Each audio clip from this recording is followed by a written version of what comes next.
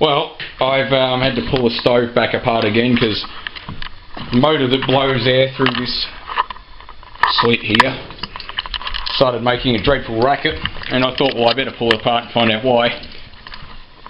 And anyway, cut a long story short, when I pulled this right apart, I left out a couple of these spacers, and the spacers were, the spacers are supposed to butt up against this to give clearance between the rotor and this end here, end housing.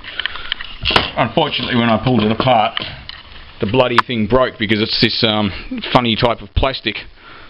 So obviously I can't use that. So I thought, fuck, what the hell am I going to do now? So I did what any YouTuber would do, or any you know, hack maintenance man. I went and got a microwave out of the spare bedroom, which is this dirty old piece of shit. I actually got it for YouTube videos, but however, it had a little motor in there, because every microwave's got a little fan motor, you know, to cool down the magnetron. So with that in mind, I thought, well, let's see if it's going to even come close to fitting in. Actually, it does. I didn't think for a second that the screw holes would line up, but I hope this is in frame. Actually, they do. So I'll get this together and record more. Well, because this motor actually has bearings in it, this is the bearings for the motor that came out of the oven. You know, for the tangential fan, and they're tiny, but the bearings that are out of this microwave fan are a lot larger. So I don't think it's a much more powerful motor, but it obviously is, because, you know, the windings are, you know, side by side, they're a lot heavier, so it is a heavier motor. So what I did was, because that it won't go together and clear this end plate, because those standoffs are designed for the tiny little tiddly bearings and tiddly little motor. I got one of these spacers from the microwave, just made of plastic, and I chopped it with the angle grinder. So what I ended up with was, if the camera's ever going to focus, is these little spacers. Obviously they're sitting, you know, off the, you know, they sit on the flange, on that bearing cap flange when it's all together. Okay, well, it's done. It sits on a bit of a funny angle, but, well, the fan housing itself's only plastic.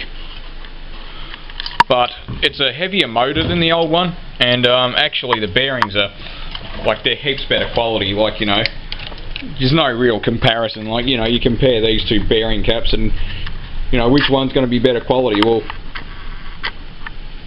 look at the tiddly little bearings, you know, in that one they're like minuscule, and the tiny little shaft and all that, like, and you see that, zoom in, see the size difference.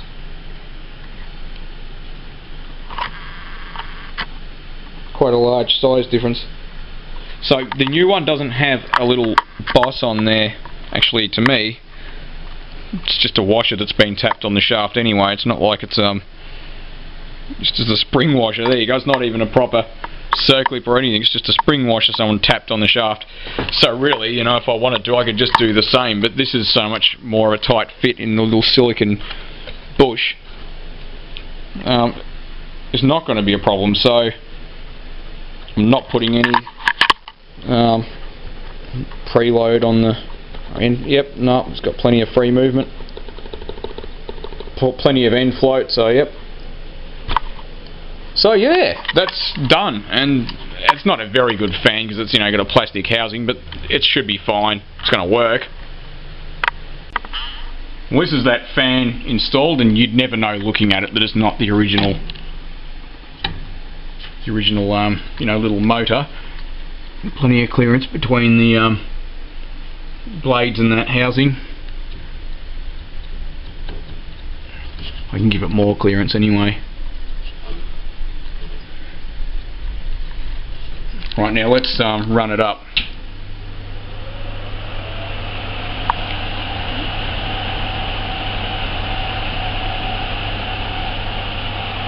There you go.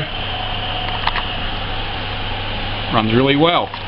moves a lot more air than it did before too, because it's got a motor in there that's, I don't know, about double the power of the old one. Well, maybe not double, but it's at least maybe, it is more powerful. I'm not sure how much more powerful, but it is definitely a bigger motor. I had to go and get 316 grade stainless steel bolts because the original bolts wouldn't fit in there because they were too short. They're a tad bit long, as you can see. They're a little bit long, if it ever focuses. They're a tiny bit long, but it doesn't really matter. It's not putting any stress on the housing. So